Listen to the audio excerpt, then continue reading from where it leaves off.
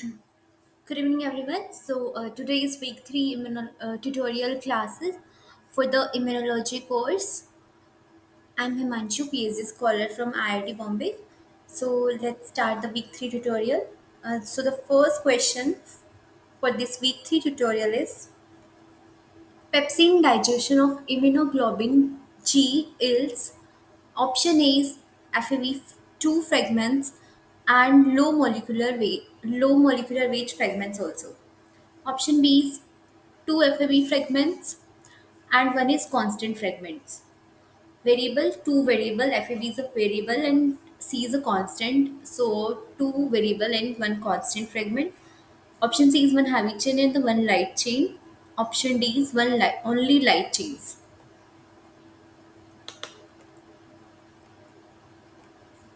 Anyone?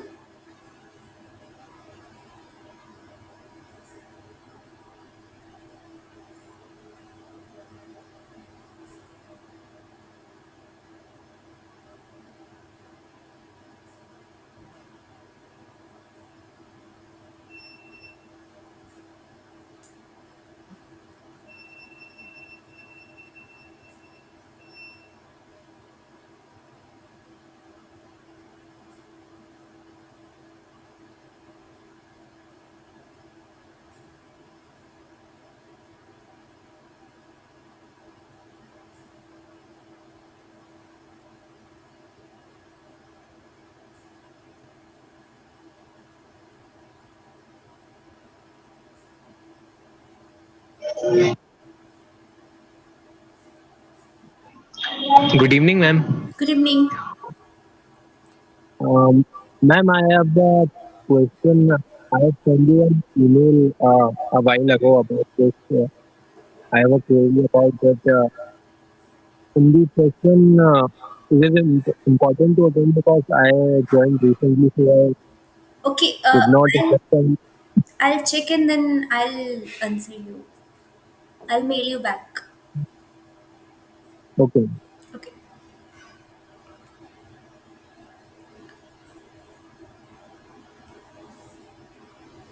Okay, then let's see. The right answer for this question is uh, FAB fragments, that is two variable fragments and the low molecular weight fragments. What is this? Let's start with the immunoglobulin G. Like, what is this immunoglobulin G is? So, this immunoglobulin G is an antibody with two heavy chains and the two light chains. Right? We know that the antibody structures have this two heavy chains and the two light chains, right? So immunoglobulin also have these two heavy chains and the two light chains, and they link by this disulfide bonds. FAB is a region which have this antigen binding site. FC is a region which has this effector functions like complement activation, and it binds to the FC receptors also. So what is this pepsin is? This pepsin is a proteolytic enzyme, proteolytic that cleaves the proteins, right? So these pepsin normally what they do is when there is an antibody, it cleave below the hinge region. So this is the hinge region. So it's cleave below this hinge region. This means these two antigen binding arm remain linked together, and this FAB fragments also it will.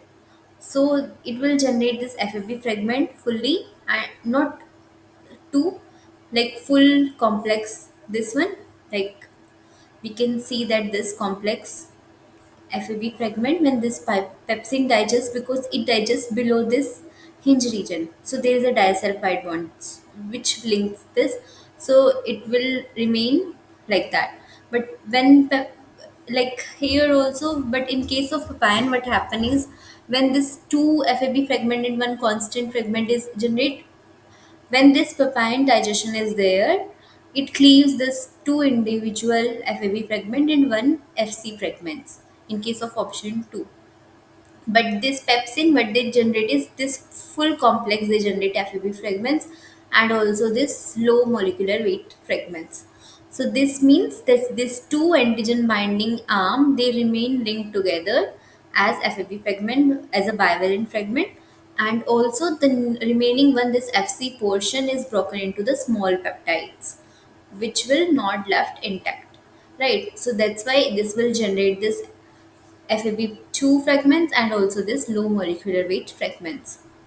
Also, because in option 2, 2 FAB fragment is there, it happens in case of papain because it cleaves above the hinge region. Um,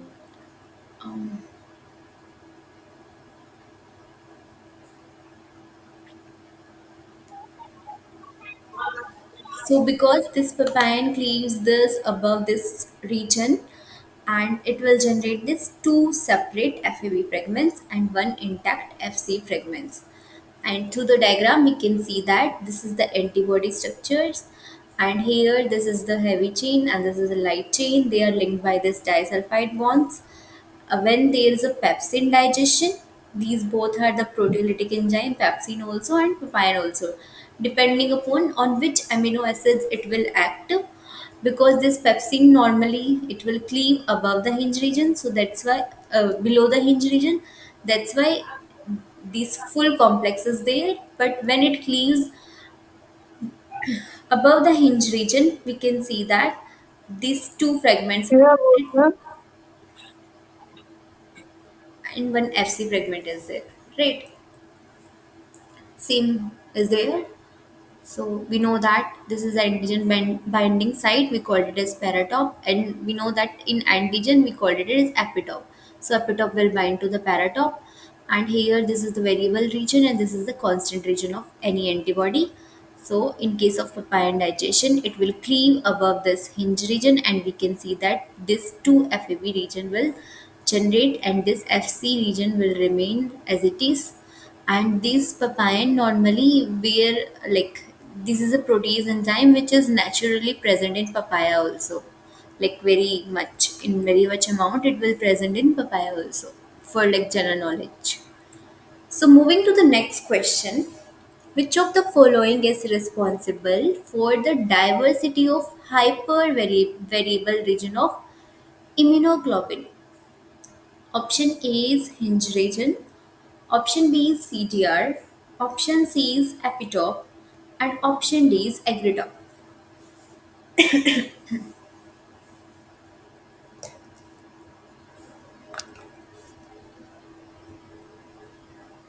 Anyone wants to answer for this question?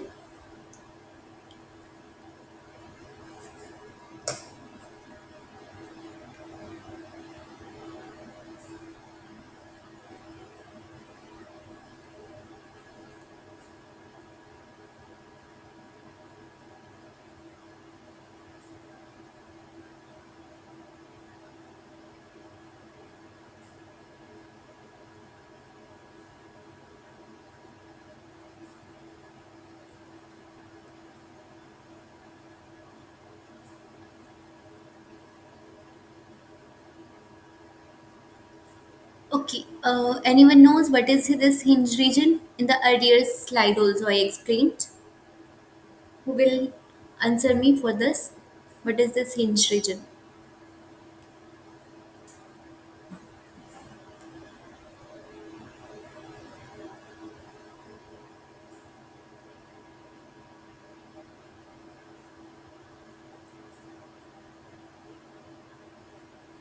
No, when? Okay. Um, okay, let's see. So the right answer for this question is this CDR. So first is, what is this hinge region is? This is a flexible part between the FAB and FC fragments. So this is the fragment, antigen binding fragment, and this is the FC fragment.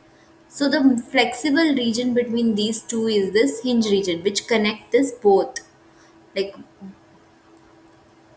both, which connect this FC fragment and this heavy fragment, which have this two chains and they have this single chain, right? So this is the FAB region and this is the FC fragment. In the region which is a flexible region and which join this two region, we called it as hinge region, right? And it allows the movement of this FAB arm because of this flexible nature of this hinge region.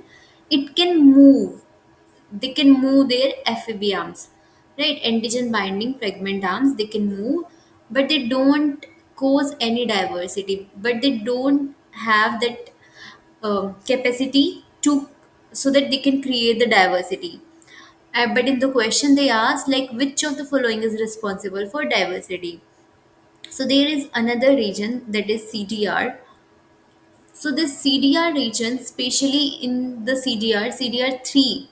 So there are three CDR 1, 2, and 3. Especially this CDR3 are the most variable part of the antibody, and it determine the antigen specificity, and it will help in generating the diversity of any, like, of any antibody, right?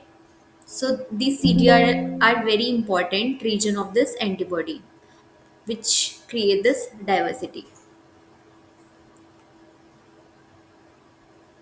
And the next is this epitope. So as in the previous slide also I explained what is this epitope is. We know that this is the antibody, and where the antigen bind we called it as paratop, and the part of antigen which binds to this paratop region we called it as epitope. So this epitope is the part of the antigen, right? And paratop is the part of the antibody, right? So this epitope is a part of antigen, and it is recognized by the antibody, not part of the antibody itself, right? So it will recognize by the antibody only. And next is this agritop. What is this agritop is? It is also refers to the part of antigen only, but it will not bind to the antibody or not helping in generating the diversity. It normally, this agritop is a part of the antigen which normally bind to this MHC molecule, that is major histocompatibility complex. We know that now, we already discussed in the previous class also. We have two different kind of MHC, MHC1 and 2. In case of normal cells, MHC1 is present, and mostly antigen presenting cells have this MHC2. So the part of the antigen which binds with this MHC molecule is agritop. Okay. But as in the question they ask, like, which is the responsible for diversity of this antibodies, that is the CDR, complementary diversity region. And in this, the spatial region, in case of all the CDR, the CDR3 is the most important one, which help in creating the diversity, right?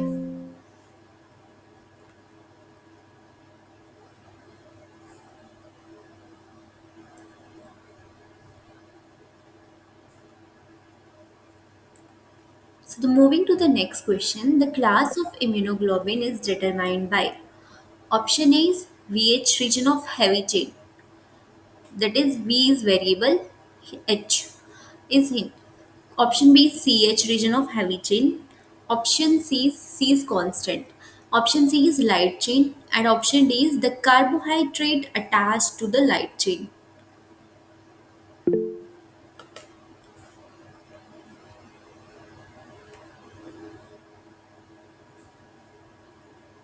We know that different classes, we have a different classes of immunoglobulin, right? So how these different classes of immunoglobulin we can classify on the basis of what, right? So that you have to tell. Like, we have IgG, IgA, IgM, all the classes.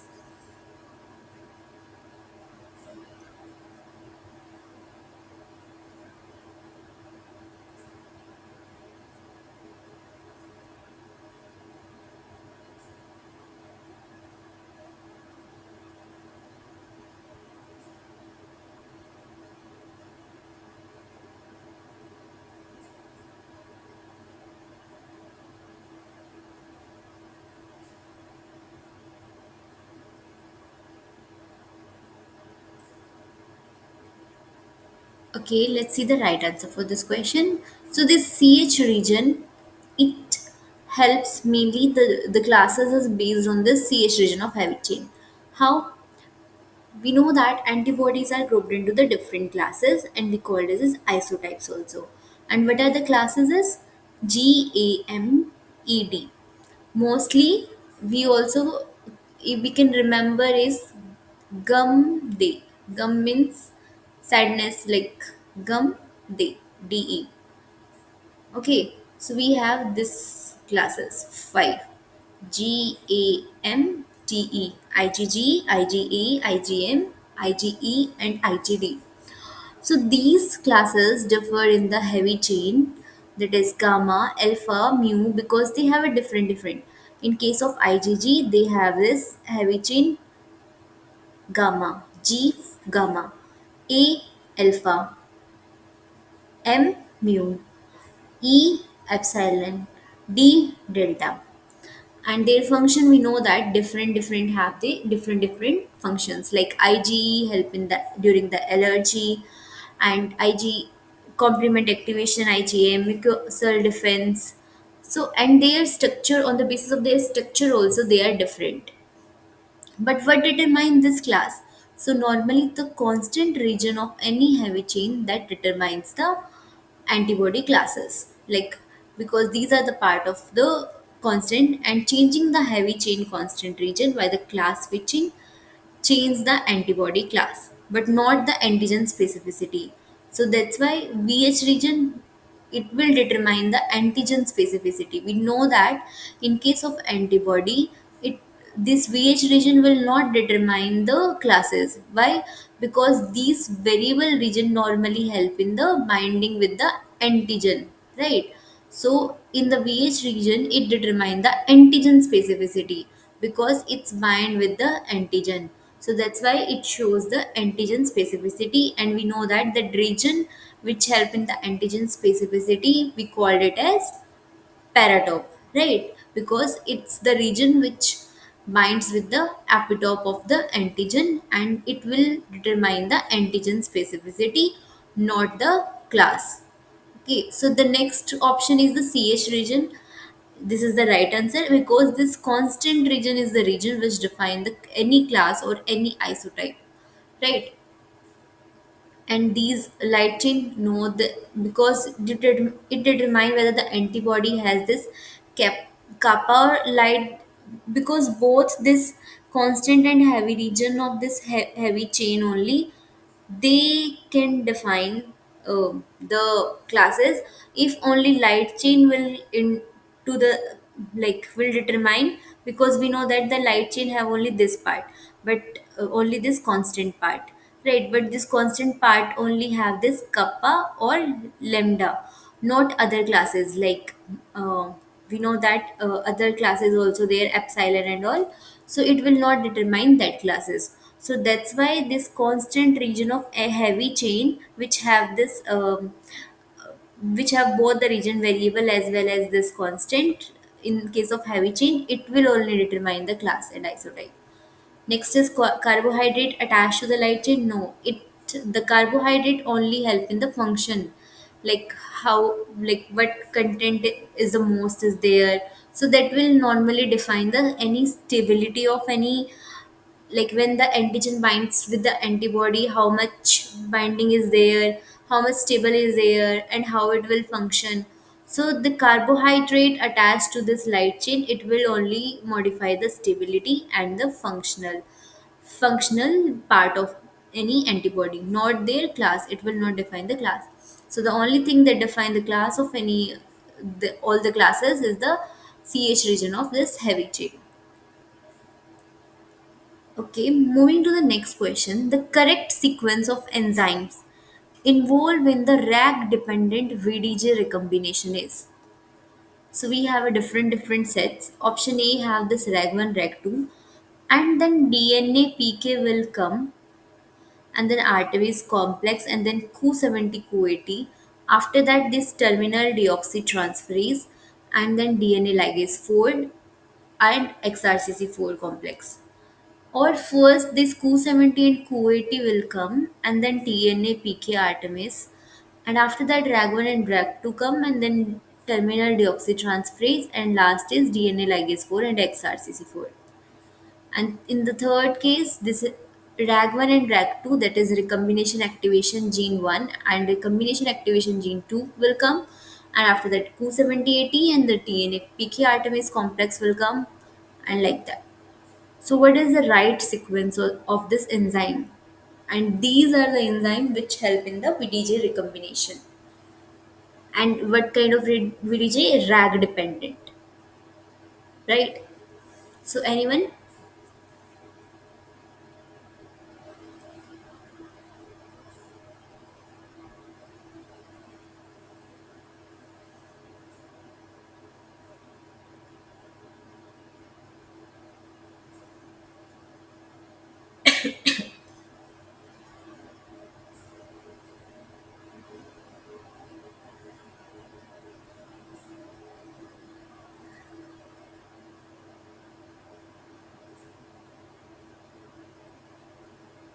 Okay, let's see the right answer.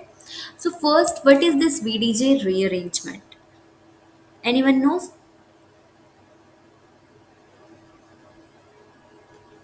Okay, this VDJ recombination is the process by which here V is variable, D is diversity, and J is joining, right? Variable region and D is diversity that help in the diversities of the antibodies, right? And J is joining. So this VDJ recombination is the process by which this B cells and the T cell rearrange their gene segment. And once they rearrange, we know that we can find different numbers of sets. Like we know that if we have 1 2 3, then how many times we can write is 2 1 3 2 3 1. So there is a probability of n ki power like 2.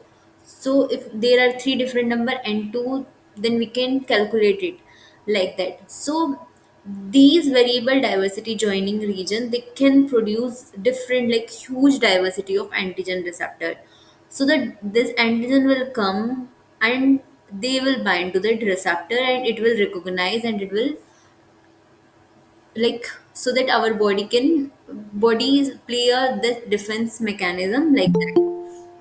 And these VDJ recombinant rearrangement is this rag dependent. Rag is an enzyme and we call it as recombination. This rag is an enzyme it is a recombination activation gene 1 or 2 for the cutting step. And after cutting, this DNA repair machinery join the segments. So the main player is this RAG1 and RAG2 enzymes. These enzymes recognize the RSS sequences and we called it as recombination signal sequences. And these recombination signal sequences, they will present next to the VDJ segments. They make this double-stranded break at this site and then leave the hairpin loop at the coding ends. After the RAG1 and RAG2, this Cu70 and Cu80 will come into the play. These heterodimer binds to the broken DNA ends and recruit the DNA PK Artemis. And what is this DNA PK? It is a DNA dependent protein kinase. Then further this DNA PK will activate the Artemis, and after that it opens the hairpin loop at the coding end and generate the overhangs there. And and the fourth, after this DNA PK Artemis, this TTT will come, that is a terminal deoxynucleotide transferase, and it adds the random nucleotide N nucleotide to the coding end and increase the diversity. And last is this DNA ligase 4 will come, because now this random nucleotides also come into the play, and now this now we know that we have a fragment. So the ligase will come and it will process the DNA ends so that they can form this final coding joins, right? So that's why the right answer is this. First RAG1 and RAG2 will come and then Cu70 Cu80 complex. After that DNA PK Artemis will come and then terminal deoxytransferase, and at last the DNA ligase 4 and XRCC4 will come and they process the DNA ends and so that they can form the final coding joins. So moving to the next question, antibody effector functions include all of the following except option A is activate the complement on bacterial surfaces to promote the phagocytosis by neutrophil. Option B is binding extracellular viruses to block their entry into host cell. Option C is binding intracellular viruses to initiate cytotoxicity. Option D is blocking uptake of bacterial toxin by host cells. So you have a 2 minutes timing.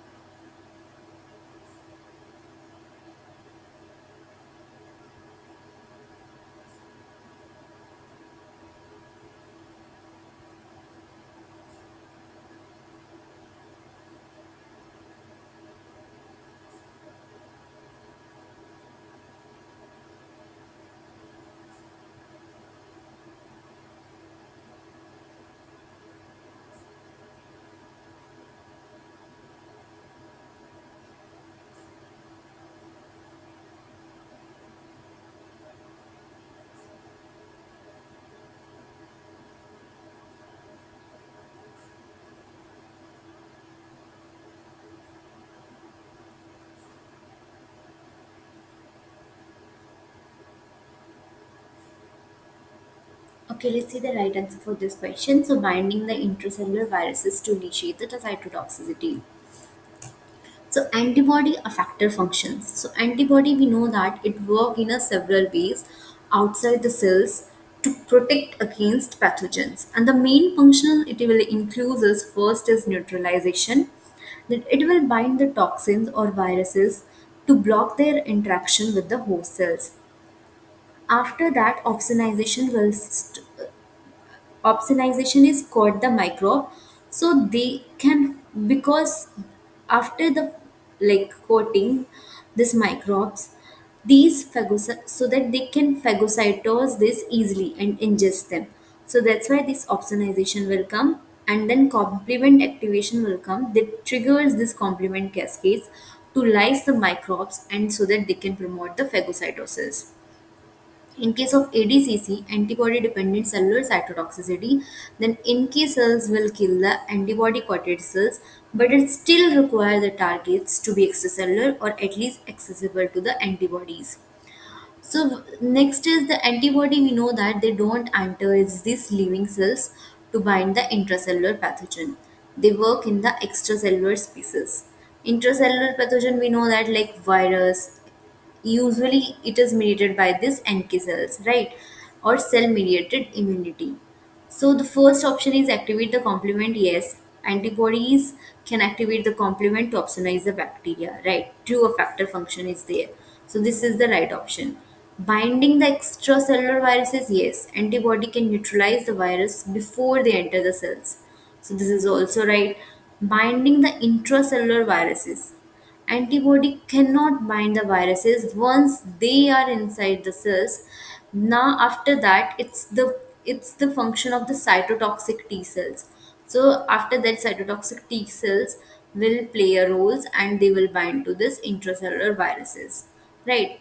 Blocking uptake of bacterial toxin. Yes, antibody can block this, like binding with the toxins and all, and they can neutralize the toxins by blocking the receptor binding. So the right answer is in this, the effector function include all the three options except this binding intracellular viruses, because this function is played by the cytotoxic T cells. Moving to the next question, immunoglobulin IgE differs from the IgA in.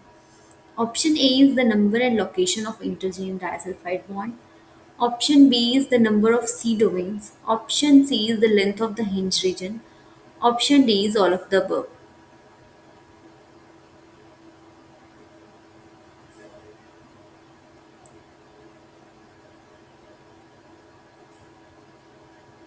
So you have a 1 minute timer.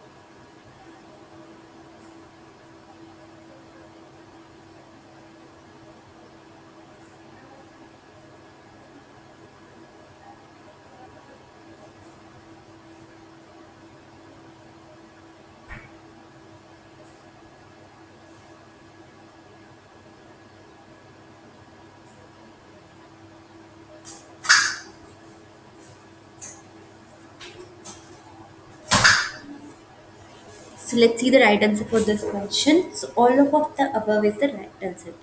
So what is the difference between IgE and IgA? The number and location of interchain disulfide bond, right? The number of C domain also, and the length of hinge region. What is this IgA? They have a heavy type chain is alpha, and IgE have a heavy chain type epsilon. Usually a monomer in serum, and but when they are present, IgE are present in dimerin secretion. We know that, like, mm, IgA, like we know that highly enriched, these are the antibody which are highly enriched in the colostrum also, right? And normally they are present in case in form of dimers. So whenever in they are present in serum, they are present in form of monomer, but during the secretion they are present in dimers with the J chain and the secretory component. And they have this three constant domains, C alpha 1, 2, 3, and hinge region between the C alpha 1 and C alpha 2. Next is IgE. They have a heavy chain type epsilon. Always they are present in monomeric form, and they have this four constant domain and no hinge region. Instead, they have this extra constant domain which replaces this hinge region. And more interchain disulfide bond are present compared to the IgA. So this is the normal structure of this any antibody. So this is Fc fragment and this is two Fab fragments, antigen binding. So this is the light chain and this is heavy chain, which is like that. This is the heavy chain which have this kind of structure, and they have this variable region and three CH region. In case of light, only this one CH region is there. So they have this here papain cleavage is there above the hinge region, and this complement binding region is there here, and this is the structure of IgA, immunoglobulin A. Here we can see that it is present in the form of dimer. Here we can see that this is present in the form of dimer. Here the J region, J chain is there, which join the this two antibody. This is the joining region, right? Joining chain is there, and these are the secretory proteins. And this is the structure of this IgE, uh, which have this heavy chain is epsilon, but we know that the light chain have this two kappa and lambda, and heavy chain is epsilon, mu, and delta. So based on both the things, we can classify into the five types. But if we'll classify the light chain on the basis of light chain, then we have only two classes. One is this kappa and one is this lambda, right? And here we can see that this is a variable region and these are the constant region. This is the light chain, this is the heavy chains. And in case of IgE, they have the five domains are there, and carbohydrate percent is the extra information, and the half-life serum is 2.5 days. Other classification like for your information, there are five type of classes as we discussed earlier: IgG, IgM, IgA, IgE, and IgD. So what is this IgGs? This is the most common antibodies which circulate in the blood, and they'll facilitate the phagocytotic destruction of this microorganism. And these IgG normally they present in the monomer. And these IgM is the immunoglobulin of high molecular weight. Why? Because they normally present in case of pentamer, right? They release into the bloodstream early in the immune response.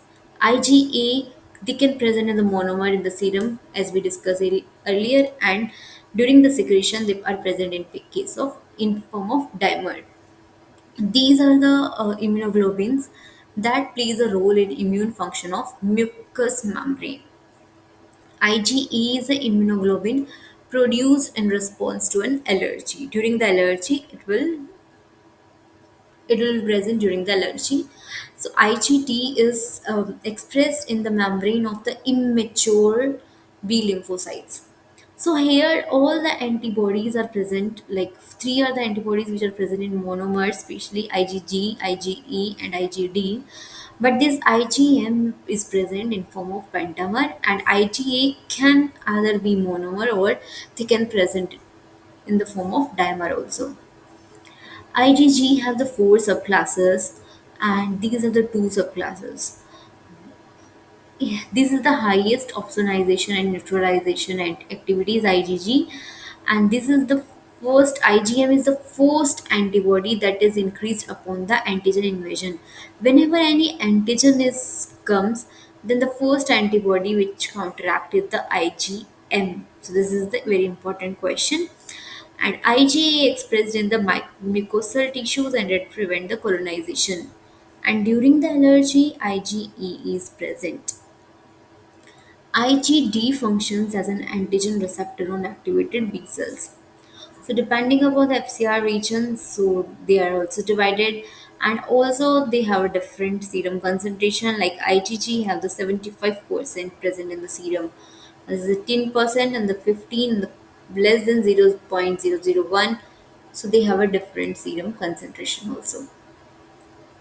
So moving to the next question, the exon coding encoding the V region of an immunoglobulin protein is generated by a process of somatic recombination. This recombination event brings V gene and J gene segments together. Option A is in all cells of the body to encode a V region sequence. Option B is to generate maximum diversity in the CTR.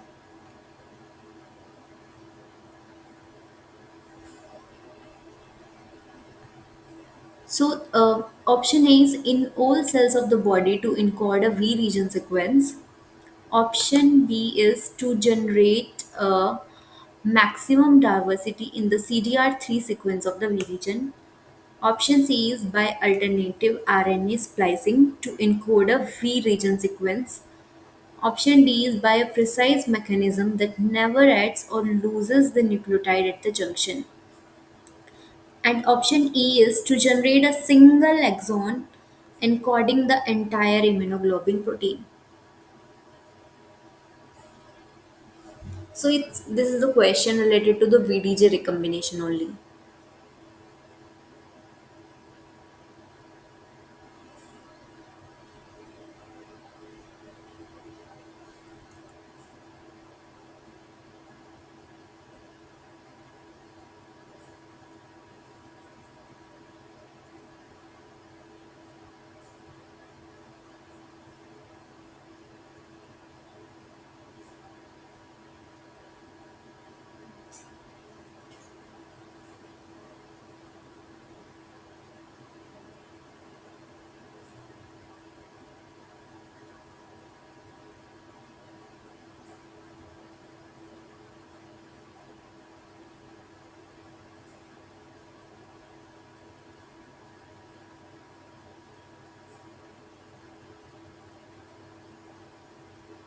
Anyone?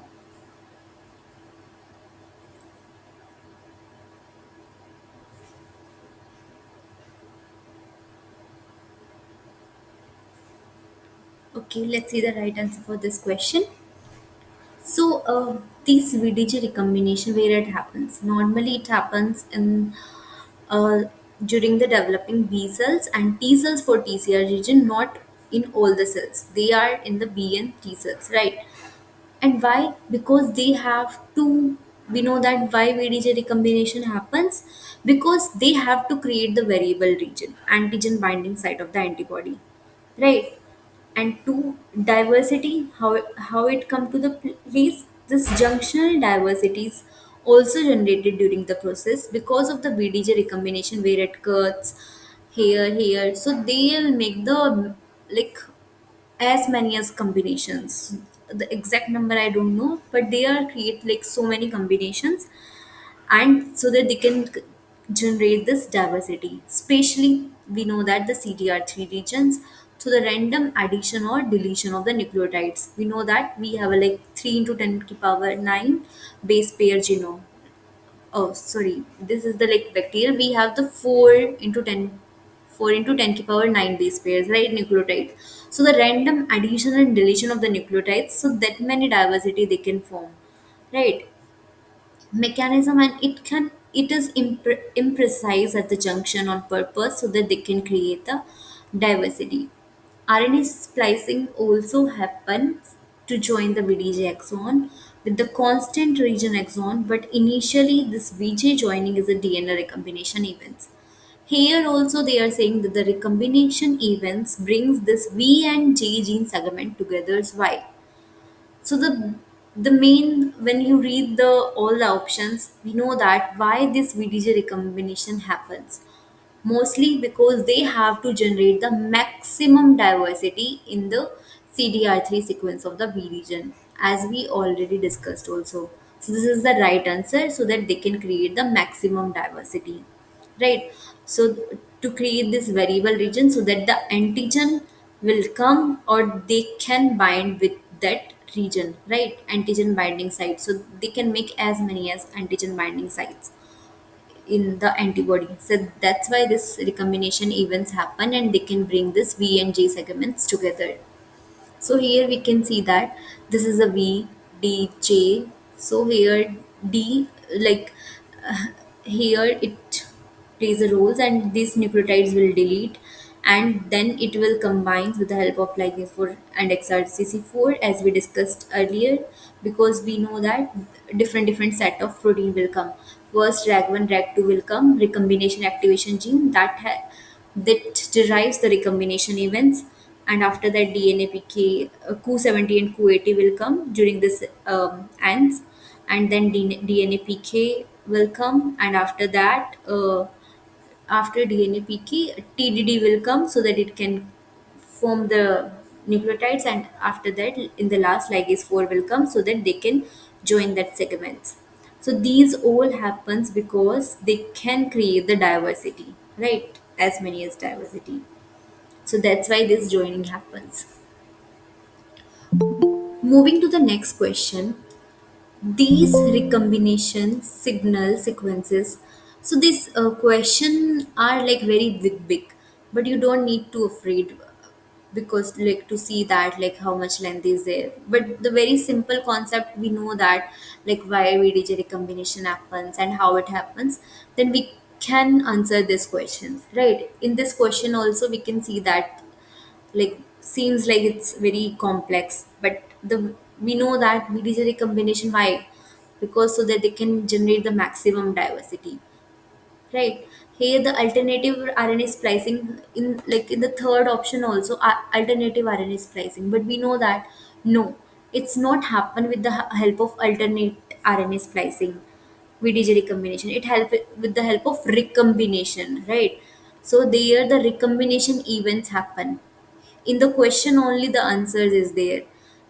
Through the process of recombination, it generates this V region sequence, not with the help of alternative RNA splicing. We know that alternative splicing, where it happens when there is a exon introns are there, when it's have to remove the introns so that the exon will come and they can form the mRNA. In that case, this alternative RNA splicing will come, right? By a precise mechanism that never adds or loses the nucleotide. No, it's not a precise mechanism that it will never add or loses the nucleotide at the junction. They can, here we can see that it's not a precise like this much we will be there. No, it's like imprecise mechanism. And to generate a single exon encoding, no, that's also not true. So we can read the options carefully and it's very simple.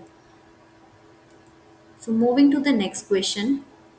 Here the recombination signal sequences are conserved haptamer and nonamer sequences. Right? This RSS.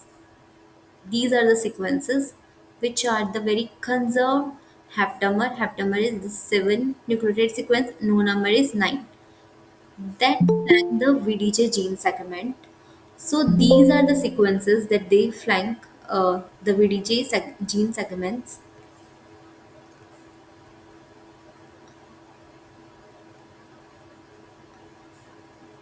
And some of these which undergo the recombination process, we know that these RSS sequences are very important during this recombination events.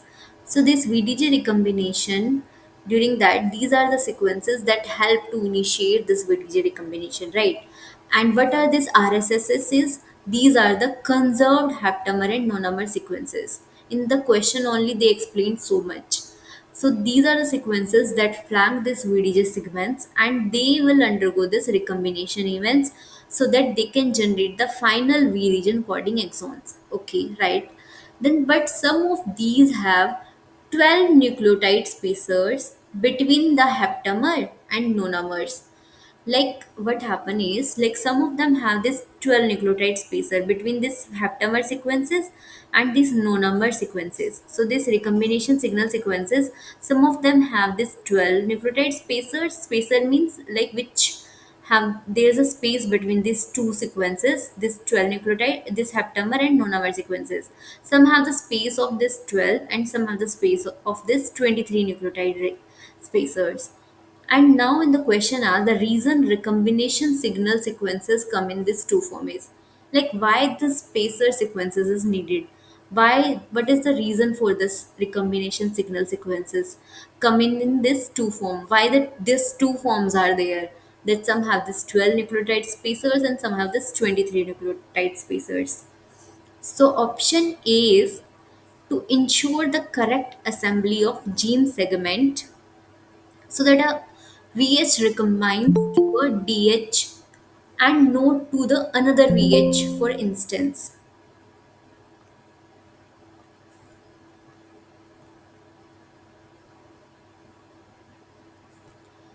Option B is to ensure that the heptamer and monomer are found on the same phase of the DNA double helix.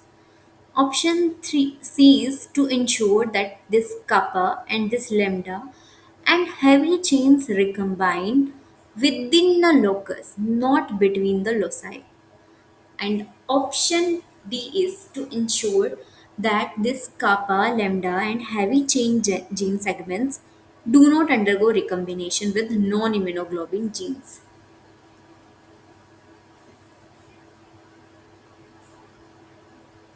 So in the question only, they convey like there are a lot of information, right? But are the RSS, they only explain that these are the conserved haptamer and nonomer sequences, and they flank the VDJ segments. And these are the sequences which help in this recombination events. And then they said that some of these nucleotide spacers, they have the between the heptamer and monomers, they have this 12 nucleotide spacer, and some have this 23 nucleotide spacer. So you have to tell what is the reason behind this, that they come in these two forms. Anyone?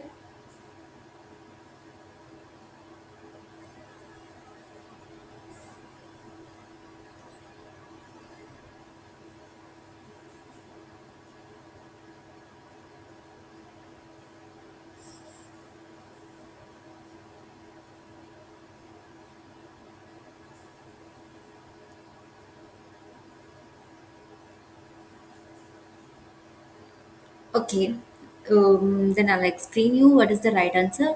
So these are the present so that they can ensure the correct assembly of gene segment, so that when VH recombines to the DH and not to another VH, for instance, right? So that's why. So again, like this RSS, we know that these are the conserved DNA motifs. Here also, these are the conserved DNA motifs, which is made up of this heptamer and nonomer sequences, and each RSS have these three things. One is this heptamer, another is nonomer, and then in between the spacer. And in the question they ask like this spacer, either they have this 12 and 23. Why this is? These are recognized by, we know that these are recognized by the RAG enzymes. These during the recombination, RAG is this RAG1 and RAG2 we have in our system, right? So why this two spacer lens are? Also these two spacer lens, we also it is also famous by the 12-23 rules. This is also known as 12 by 23 rules, that a gene segment flanked by the 12 nucleotide spacer can only recombine with the one flanked by a 23 nucleotide spacer. It's not like that it can recombine with the 12. No, it can only recombine with the one flanked with the 23 nucleotide spacer. So these is present so that they can correctly assemble the gene segments. So that's why this VH recombines to this DH, not with this another VH, right? It will not recombine with the other VH. So that's why these are present. So this 12 nucleotide spacer, these can combine with the 23, not with the other one, right? So these ensures the correct recombination order. For example, in the heavy chain locus, we know that heavy chain locus have this 23 spacer, right? VH. Then DH, both side have the 12 spacers. And JH joining and this H region, they have this 23 spacer. So this VH cannot directly join to the JH, right? Because both have this 23 spacer. So that's why this recombination must go through this DH segment only, right? And it is needed also, right? These prevent the improper recombination, like so that it will not form the VV or JJ. So that's why it will come into the play. So to form this correct assembly of gene segments, it is important to have this spacers, two kind of spacers, like one is this 12 and another is 23. That's why we can also, it is also known as 12-23 rule. Here also, these are the VH segments, these DH segments and GH segments. These are the 23 RSS and 12 RSS. Why we called it as 23 RS? Because they have this 23 spacer and 12 have this 12. And these are the haptamer and nonamer, and here this nonamer and haptamer. So these are very important so that it will not bind with the same one, so that's why is there.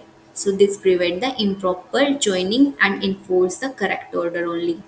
So that's why this VH joined to the DH and DH joined to the JH, right? So this proper joining and proper joining, for that these different species are present. Okay, then moving to the next question. Amino acid sequence analysis of all the peptides found in a single IgG antibody. It's very interesting question. So the amino acid sequence analysis, what are the amino acids?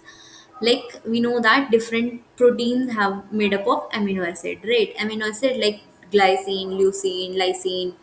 So this amino acid sequence analysis of all the peptides found in a single IgG antibody. And what they reveal is unique peptide sequence total have how many sequences are there? 600 to 700 amino acids are there, right? Using this estimate, the predicted molecular weight of antibody protein would be 70 to 75 kDa when we will calculate. Yet an intact antibody protein has a molecular weight of 150 kDa in case of this IgG. So what can be the explanation for this discrepancy? Option A is IgG antibody have more heavy amino acids in them than the most other proteins. Is this the right answer for this question? Option B is each IgG antibody is a complex of two identical light chains and the two identical heavy chains. And the next question is IgG antibody tend to aggregate together during purification, so thereby distorting the molecular weight estimates. Option D is each IgG antibody is complex of four identical polypeptides. So anyone,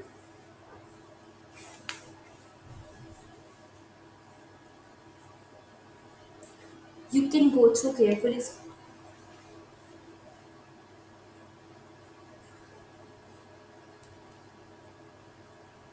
So anyone want to answer for this question?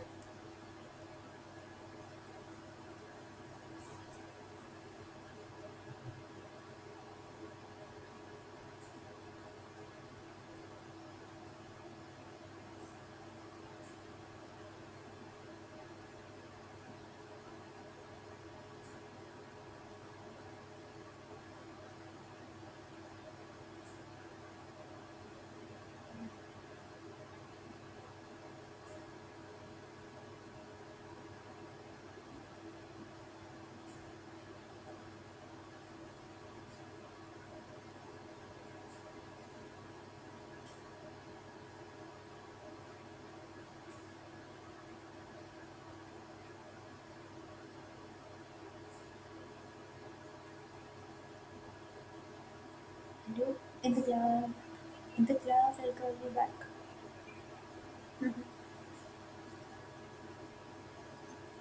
Okay.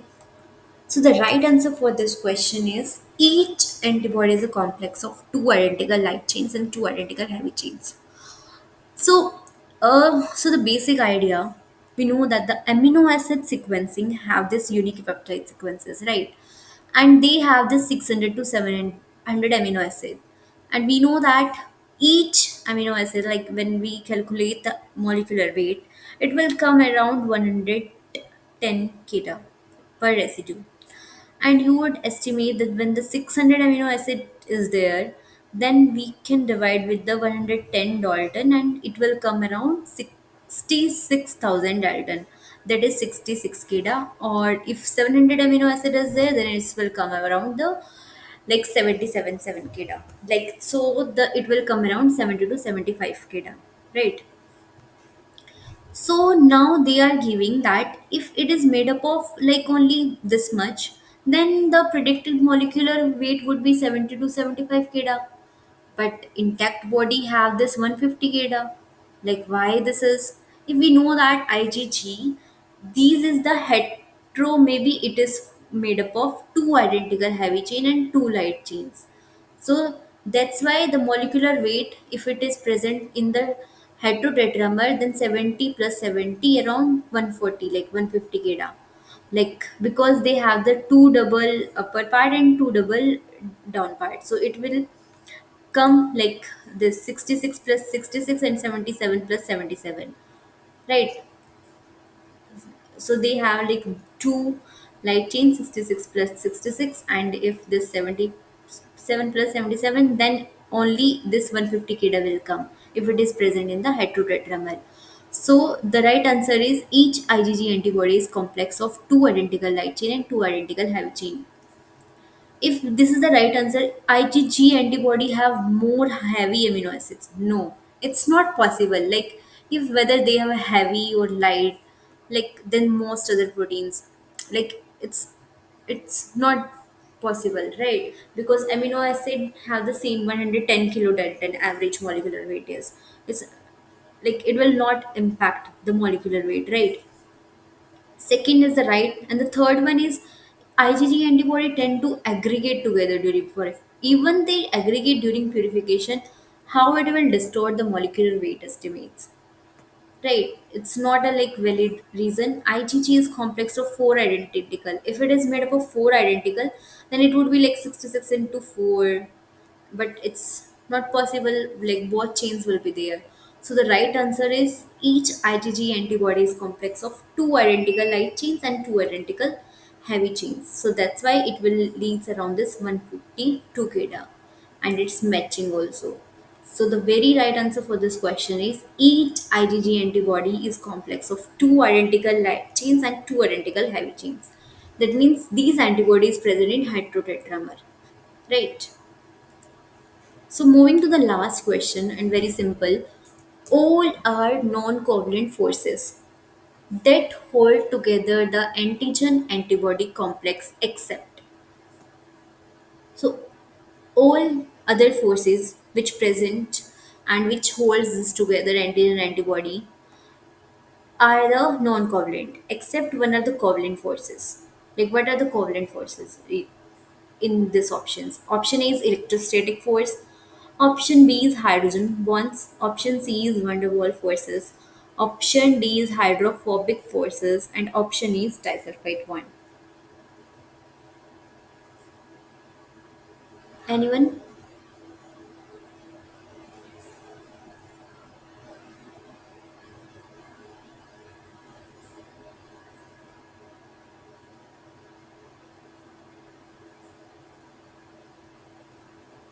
You can take hint also. Antigen antibody complex. All will be the non-covalent because they can't bind the antigen that much tightly also that will not relieve that antigen, right? Because they have to relieve also. So that normally happens like they have this non-covalent, that weak forces. So one of the forces that is very strong, that very covalent types must be present, like anyone, must be present within the antibody only or within the antigen only. I gave a very sharp hint. You can guess now.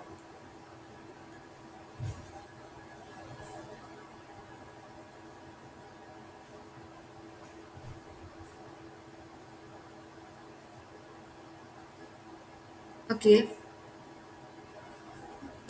then let's see the right answer. So disulfide bonds are the right answer. So we know that these all are the non-covalent forces like electrostatic force. Through the electrostatic force, this antibody will bind with the antigen, even with the hydrogen bond also and van der Waals. These disulfide bond, like which is present within the antibody, it don't have any have this. They have to bind with the antigen and form the antigen antibody complex because this is like not that much strong bond will require. So this antigen antibody binding is mediated by non-covalent. So the interaction can be specific, also the reversible. So the only thing that is present in the covalent form is this disulfide bond, and it may be present within the antibody structure, and the only structure which has the covalent bond is this disulfide bond within this antibody structure, not between the antibody and antigen. Right? So that's all about today's. Thank you. Any doubt you can ask.